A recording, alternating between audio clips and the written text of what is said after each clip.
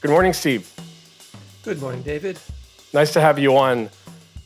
We have Dr. Stephen Faraone this morning, who's a clinical psychologist and a distinguished professor and vice chair for research at the Department of Psychiatry at SUNY Upstate Medical University. He's a world authority on ADHD, and that's what we'll be discussing today. I'm really glad that you're on the show with us this morning. So, Steve, I understand that you've been quite busy in the last year and a half or so.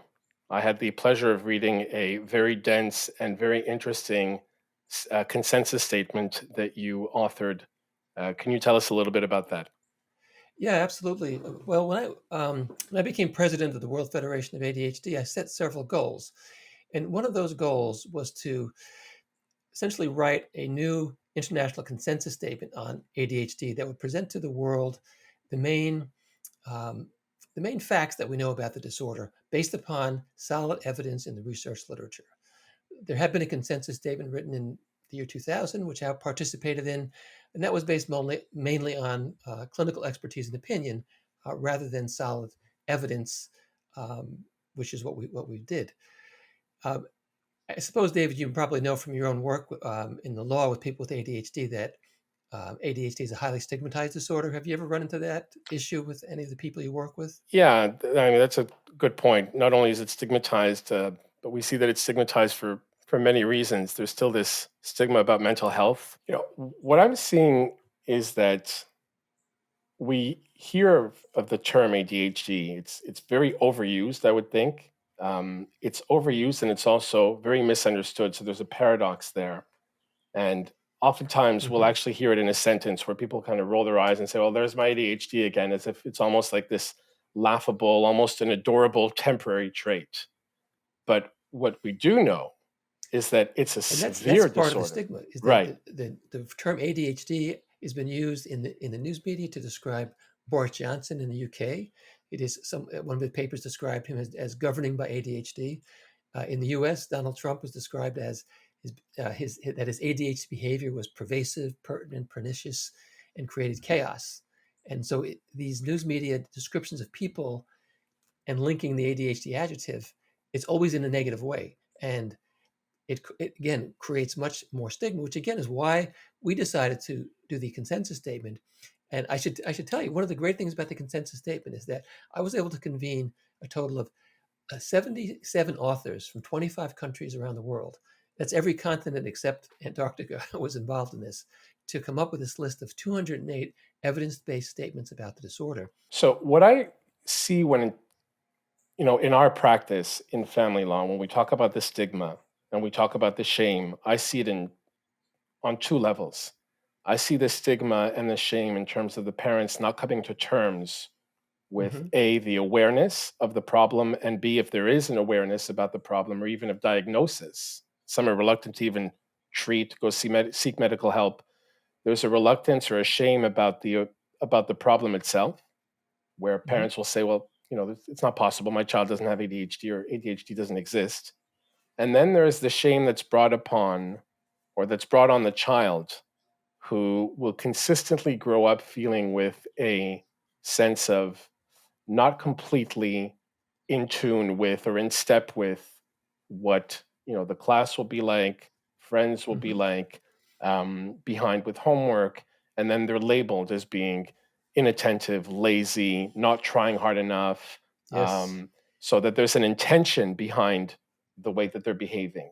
And that, if you drive that home long enough, a child will feel a sense of inadequacy or a sense of shame, and that's extremely damaging to the child's self-esteem. Absolutely. Absolutely. And there's really, if we break that down, and there's two different levels of shame we see there. One is that many parents, because of misinformation or because they don't look for information, uh, think that they caused the ADHD. They're somehow responsible for that. And that's sometimes due to miscommunications by caregivers who say, well, you need parent training to help you with your child. And while that might be true, it doesn't mean you're a bad parent. It just means you have to be a super parent to work with a child that has ADHD. Unfortunately, throughout the decades, psychiatry has consistently blamed, and psychiatry and psychology have both consistently blamed typically the mother for problems with children. And we've reduced that over many decades of research, where we know that disorders like ADHD have a very complex pattern of causation that involves many, many effects that come from both the genes they inherit from their parents and the environments to which they're exposed. Usually, for example, we know from the consensus statement that there's strong evidence for a genetic component to ADHD, and that environmental impacts very early in life, and by early I mean when the child was a fetus in the womb, exposed to toxic exposures. Such as For smoking example, or secondhand smoke, I read in the paper as well. smoking, or having, if the mother's drinking too much alcohol, fetal alcohol syndrome, having had pregnancy and delivery complications can cause ADHD. Now, before people listening to this get worried and say, "Oh, I had a pregnancy and delivery complication, that's a problem," it doesn't. These are not causes that always cause ADHD. It's the confluence, the combination of many, many factors. You have to have perhaps hundreds of thousands of genetic risk variants that predispose to ADHD, along with these environmental impacts. So what we know is that the cause is very complex, but it's not because the parent of an ADHD child has been a bad parent. There's no one single cause that ever causes ADHD. What's interesting is because the genetic component, we often see that parents and children will both have it, or at least one parent oftentimes will have it, and so will a child. And that is interesting because it creates a recipe for a certain amount of chaos in the household. Chaos for the parent that doesn't have ADHD, that's managing now a spouse with ADHD, because I think that parent is also managing that as well, and the child. Mm-hmm. And then there's a bit of sometimes I feel like a blind leading the blind scenario where the child is being reared by a parent with ADHD, and it really takes a certain amount of structure to be able to harness the positive Mm-hmm. impact of ADHD as well. But Absolutely. if it's left to run in the wilderness, it could be devastating. And that's right. Now, because of the nature of the genetic causes, we know that about 25% of the parents of ADHD children will themselves have ADHD. And everything you said is correct. The parent's ADHD makes it more difficult for them to deal with the child's ADHD, because to deal with a child with ADHD, you need to be well organized, you need to have a good working memory. These are features that are somewhat impaired in ADHD. Now, David, you brought up before that the the child with ADHD grows up with a sense sometimes of inadequacy, because they're branded as lazy, not trying hard enough, etc. And that's because the broad public doesn't understand the causes of this disorder, and frequently it's because the child has not gotten appropriate treatment. And the lack of getting treatment is again a problem with stigma. Parents don't want to bring children to treatment because they feel that doing so will they're admitting to something that will be stigmatizing and that will make things worse, when in fact it would actually make things better for their child. Yeah, and I agree with that in the sense that any kind of diagnosis within a family creates a predicament, but there needs to be some kind of remote roadmap to be able to overcome and then to try and thrive. I mean, we all have obstacles in our way. Some are medical, some are physical, some are Hmm. financial. And when ADHD is placed on your path, then it does not necessarily need to be a predicament or something that is going to constantly create an uphill. It does create a bit of a slope, um, but there are Exactly. ways to really extract the benefits. So what I would ask you is, how would you explain to a child that they have ADHD? How would you So, start with, well, introducing that concept to the child? what I would say, and I would say this to both the parent and the child, is that of course it depends how old the child is. Some children are too young to really discuss their diagnosis, but if the child's old enough, um, what I typically say is something along the lines of, when I tell you that you have a diagnosis of ADHD, I'm not really telling you anything new. All I'm doing is telling you what you told me and what your parents told me. You described a set of behaviors, a set of problems that you have at home and in school that you're concerned about, that your parents are concerned about. And to you, it's a bundle of lots of different things that are occurring in your life. What I've done is I've kind of tied that bundle together and said to you, we know from a lot of research that's been done that when that bundle of behaviors and thoughts and experiences come together, we call that ADHD. So it's nothing new in your life. You've been experiencing it, but it helps us to know that bundle is ADHD and not another bundle, because now that I know it's ADHD, I can work with you to come up with a way to treat that to make your life a lot better. I think Ned Hallowell, in his books, um, and Ned Hallowell being also a well-known author. Yes, So Ned will in his book say that he will equate it to a child's brain being a race car, and that you tell the child that you have your brain is different. It's a race car, but we need to teach you how to drive it because it's fast and it could be unpredictable at times. So we need to teach you how to drive. And there's something very empowering about that, right? And I think that's the whole point of being able to treat this, and it's the whole point of your study, your statement. It's 208 evidence-based conclusions that allow us to then go forward and empower people that have this problem. exactly. And one of the evidence-based conclusions actually has to do with this question of, um, I think the way you phrased it from Dr. Hallowell's book was that you're different. And what we can tell people with ADHD is that you're different in certain ways that lead to a diagnosis of ADHD, but everybody in the world is different in certain ways. Everybody has strengths and weaknesses. And we know from the research that's been done, especially recent work in genetics, but other work in an area called epidemiology, which studies symptoms in the population, we know that ADHD is a trait in the population, very much like any other human trait that we might see.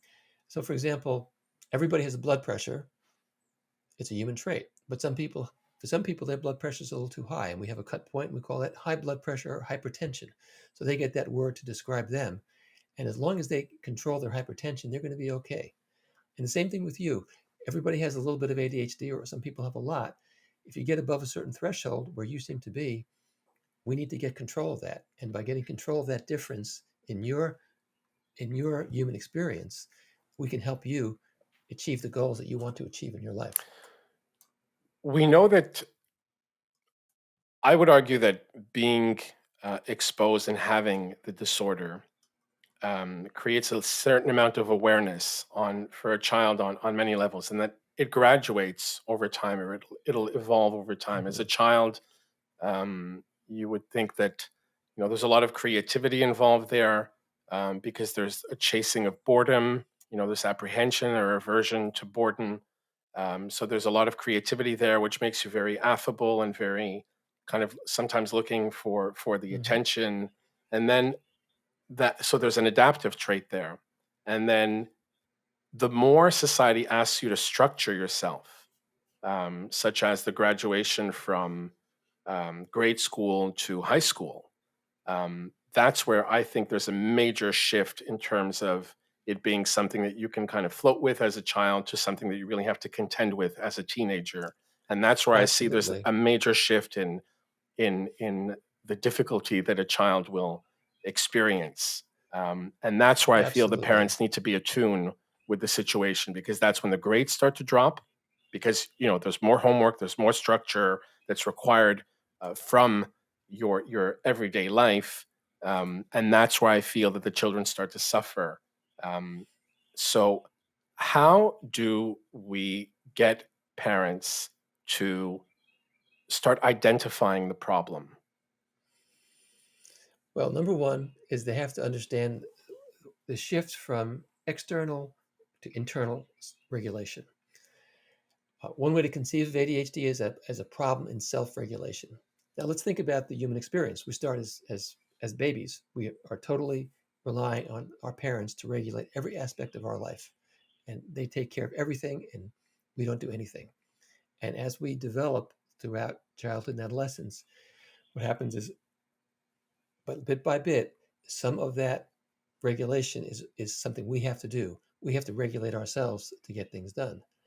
And what you pointed at is that there are certain transitions in life where um, the needs for self-regulation increase a lot. So, for example, a child goes from, say, elementary school to junior high school or high school, depending upon where they live.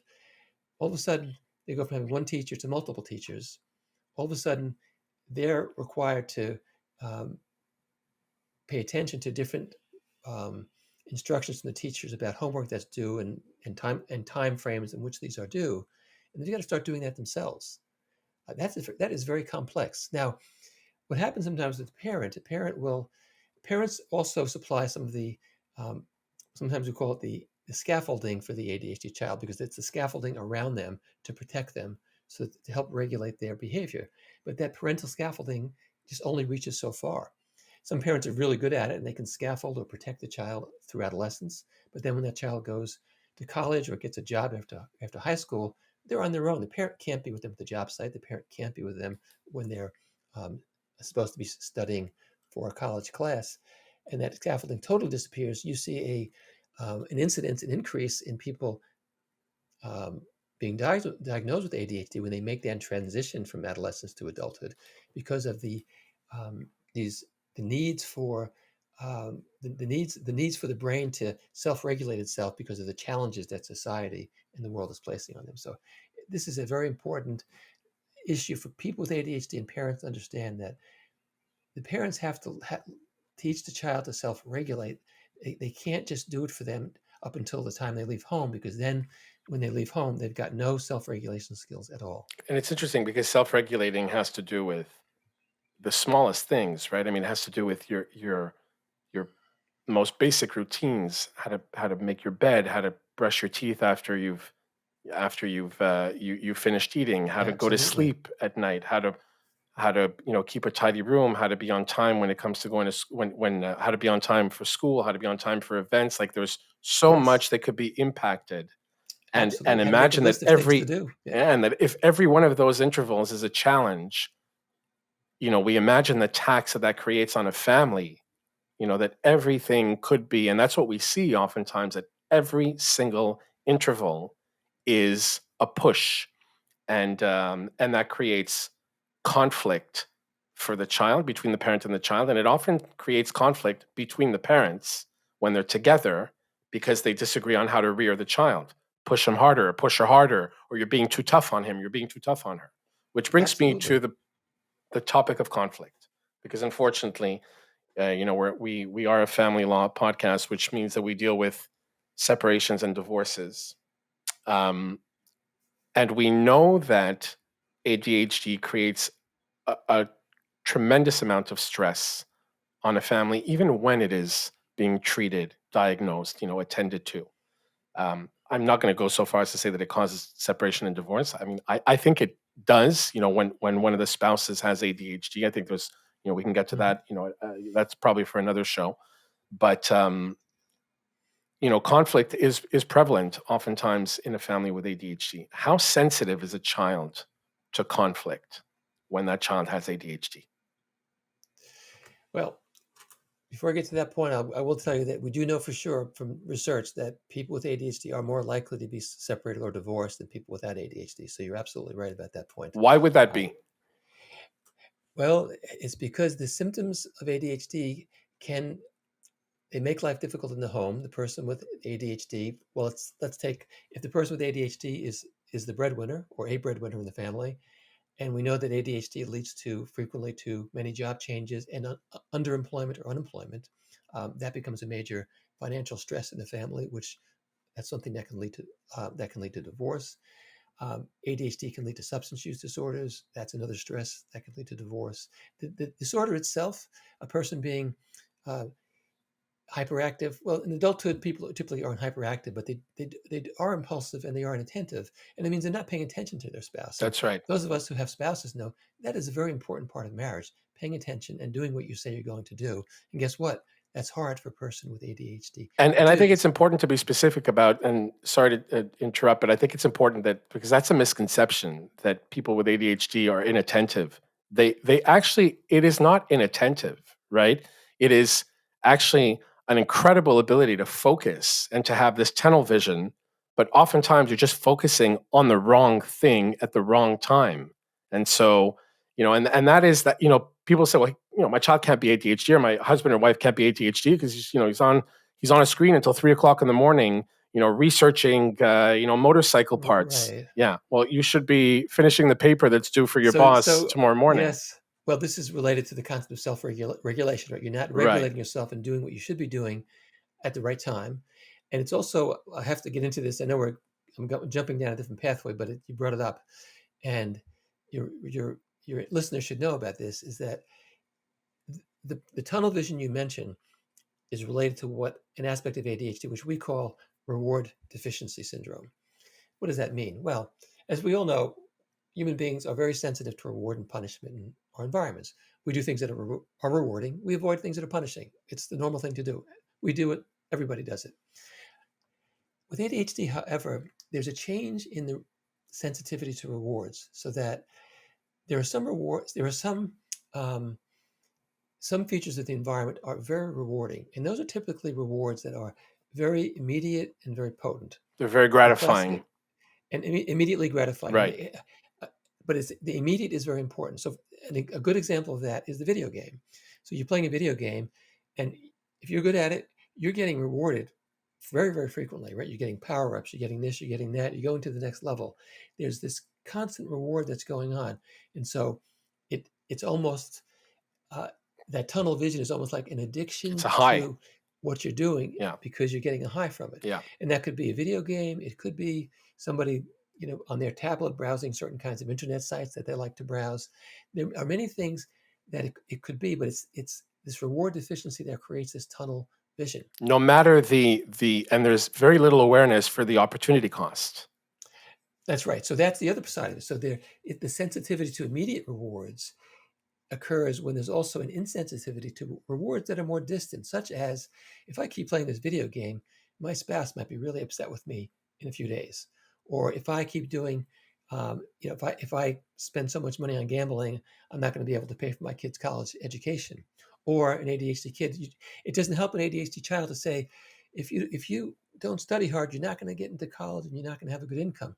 That reward is so far in the future, it has no effect on their behavior. Whereas with an average child, especially as they get older, it will have an effect on their behavior. So the ability to bridge time and space when it comes to reward and punishment, very difficult for people with ADHD. If we talk about the notion of conflict in the home and the antagonism that is prevalent in a home with ADHD, how do we encourage parents to, you're talking about negative reinforcement. If you do this, you won't get into college. If you do that, you will not. If you continue if you are who you are, you will fail. Mm-hmm. It's almost a message that we continue telling them. If you do this, you're going to be late. If you do that, you're not going to get that. As opposed to reversing the message and saying, look at everything that is positive about you. And if you continue doing it this way, then look at the rewards that you're going to be able to get. How do we model that kind of behavior as parents to be able to remove that stigma of shame and that sense of consistent inadequacy that a child often feels as they're growing up with ADHD? Job one of a parent, obviously, is to keep our kids safe and alive. And parents understand that at a physical level, right? We're going to keep our kids safe from all sorts of dangers, would be they medical, other intrusions from the environment. But part of keeping them safe is also making them feel good about themselves as a person. We call that having good self-esteem. And that should be job number one, if not number one. Job number two, it should be way up there for every parent, that your goal is to make your child feel good about themselves. If a parent holds that in their mind when they're interacting with their child, they're not going to make too many mistakes, because that's a bit of a guiding light. Most parents, of course, have a hard time doing it, and they do need help, I think, from professionals. So clinical psychologists who are trained in doing behavior therapy for families are very good at this, because what they do is that they tell parents, number one, try to catch your child doing something good. It's very easy to be irritated by something like a child does. Hey, look, I raised 3 boys. I know what it's like to have a little bit of chaos in the house. I know what it's like to be irritated and A little bit of what's chaos? going on. Just a bit? Just a bit. Just a bit. I love how we immediately laugh, as if we know that that's absolutely nonsensical. You're so right. You're so right. And my point is that it's very easy to be annoyed, but Yeah. it's not so easy to get a signal in your brain saying, "Hey, my child's being really good right now." Yeah. And that's what parents have to do. So, and if you have an ADHD child, it's harder. Let's say, for example, a child with ADHD is causing problems, say 60% of the time or 70% of the time. If you're then puttering about the house, and let's say everything's quiet, things are going well, the child is maybe sitting down, maybe they're doing homework quietly, which is a rare event. Many parents won't say anything about that. They'll think to themselves, well, this isn't something I should reward them for because they never do it. I'll reward them when they're doing it all the time. That's a mistake. Mm. What we say is catch your child doing something good and reward them for that, because children respond to reward. And if they know they get a reward for something, they're more likely to do it in the future.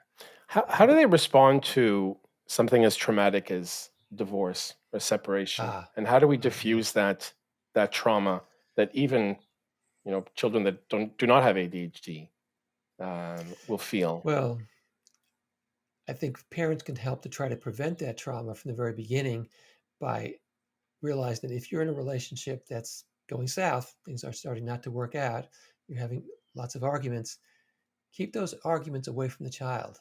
Children don't need to be and shouldn't be part of your if you're having daily arguments with your spouse. Children need to be have a sense that they're in a safe and protected environment.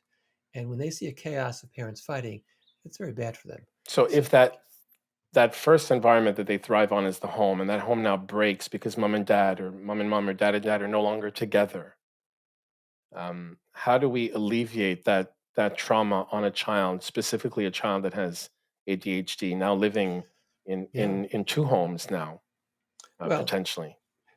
number one, they need to understand that the breakup was not in any way caused by them. They played no causal role in this happening. It was something that happens sometimes between parents, and there are reasons that it depends how old the child is, and in the degree to which you might explain what the reasons are. It might simply be you'll understand this when you get older, but the main point is that every effort is made to make it very clear to the child that the breakup is not their fault. Number one, that's extremely important. Now, if your child is living in two homes or being shuttled back and forth on weekends, things of that sort, what you've done there, we've now created another stress on self-regulation, because there's something else to figure out, right? Which clothing belongs in which home, which games, which this and that belong in which home. What do I have to remember to bring to dad's house, to mom's house? Um, Parents have to provide perhaps some of that scaffolding I talked about to help the child with this regulation of their life if they can't do it because they've now created a new stress on It's a regulation. brand new environment that's now hatched out of the separation, a physical environment now that they have to manage as E- well. Second room, second e- home. Yeah, Exactly. yeah. I think parents need to be very observant for behavior worsening, and that worsening could be ADHD behaviors could worsen, or it could be the emergence of comorbidities. Now, as you know from reading the consensus statement, one of our many facts about ADHD is that people with ADHD are at risk for experiencing other psychiatric disorders. One of them, and sometimes the most worrisome, is depression. And children can get depressed. We typically think of that as an adult disorder, but children and adolescents can become depressed. And in kids with ADHD, about 15 to 20% of them will eventually have a full blown depressive and or anxiety disorder. What does So that look like?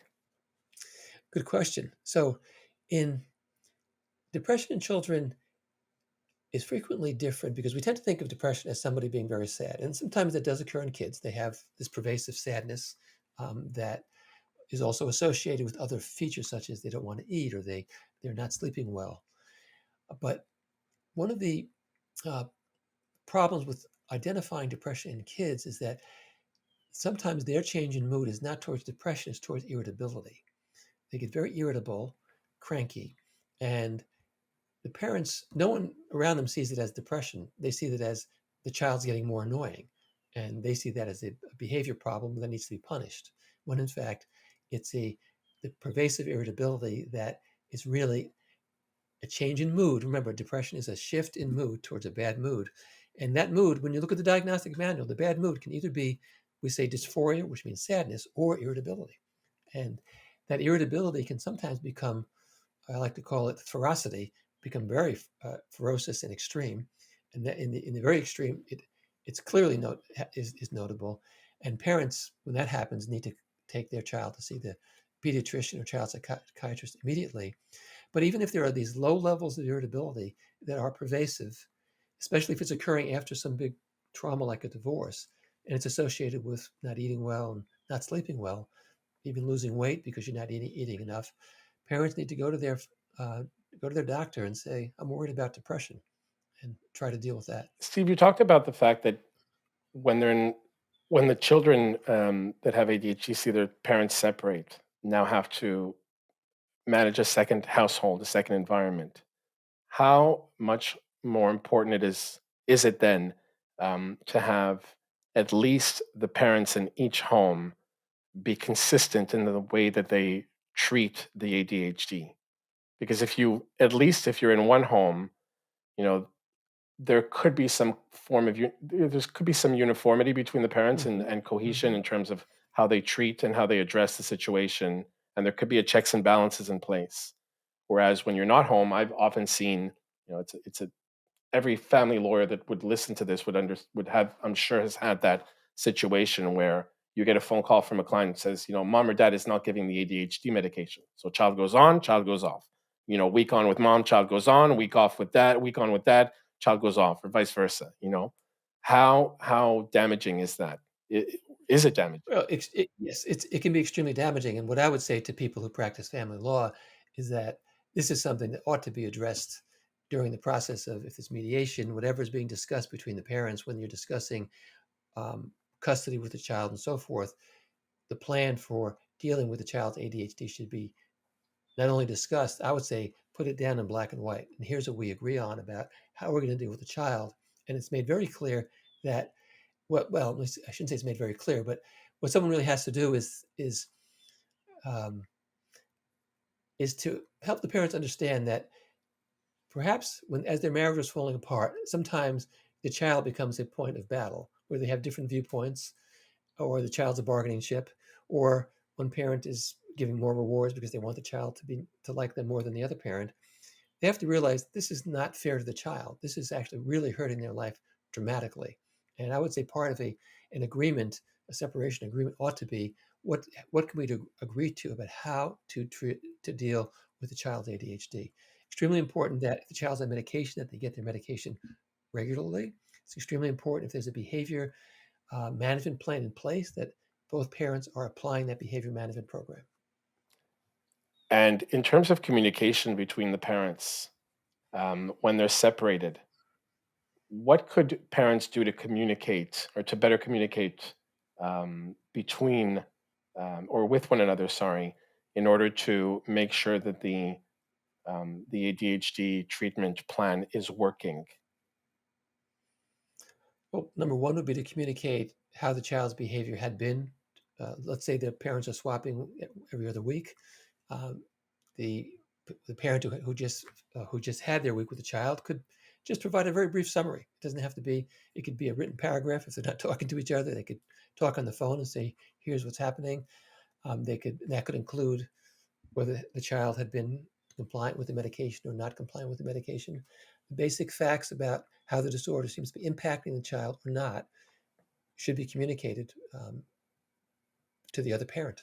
And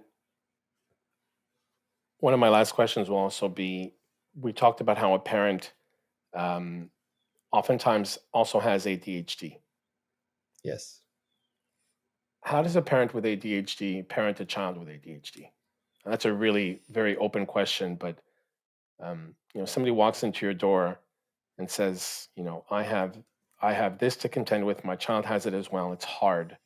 Um, what would be the first kind of Well, milestones that you would be looking at? the first thing I would assess would be, are you and your child being treated for ADHD? And if they're not, because there are objections to getting treatment, which there frequently are, we would discuss that. Uh, Sometimes the child's getting treatment, but the parent hasn't gotten treatment. And I would strongly suggest to the parent that they get treatment. And I discuss why that was important, what the options were, what the um, pros and cons were of those treatments. That's extremely important. Should the child be aware that mom or dad have it as well? Is there a sense of we're in this together, or would that diminish the shame as well that the child would feel? Or is that inviting the child into something more adult or maybe more complex or maybe a little bit unsafe for the child to feel his mom or dad, or David, are they? it really depends on the developmental level of the child. And so we don't want to do is burden children with too many responsibilities too early in life. Mm. And if they begin to see my parent is a burden because they have a problem that somehow I have to deal with, that's a negative communication. And so I would certainly wouldn't have that discussion before adolescence. And I would probably consult a professional before even having that discussion in adolescence, because it could backfire in ways that are, are, are unknown. Steve, I think this was great. I think it'll be really beneficial for parents that have to deal with this. It is a daily struggle. It's an important one. It is a misunderstood one, and yet it's also a very rewarding path. As is any struggle, when you're able to overcome, Absolutely. it is a very endearing and rewarding path, and it's a family endeavor. And whether you're together or apart, it could be part of a very triumphant and very positive story. So I really thank you for helping us get there. Again, Steve, thank you so much for joining us this morning. I really hope that this is one of the first of many, the first of many. Very happy to be here, David. I'm so happy that you care about ADHD and you care about the evidence we know about the disorder. Thank you for your good work. We'll speak to you soon.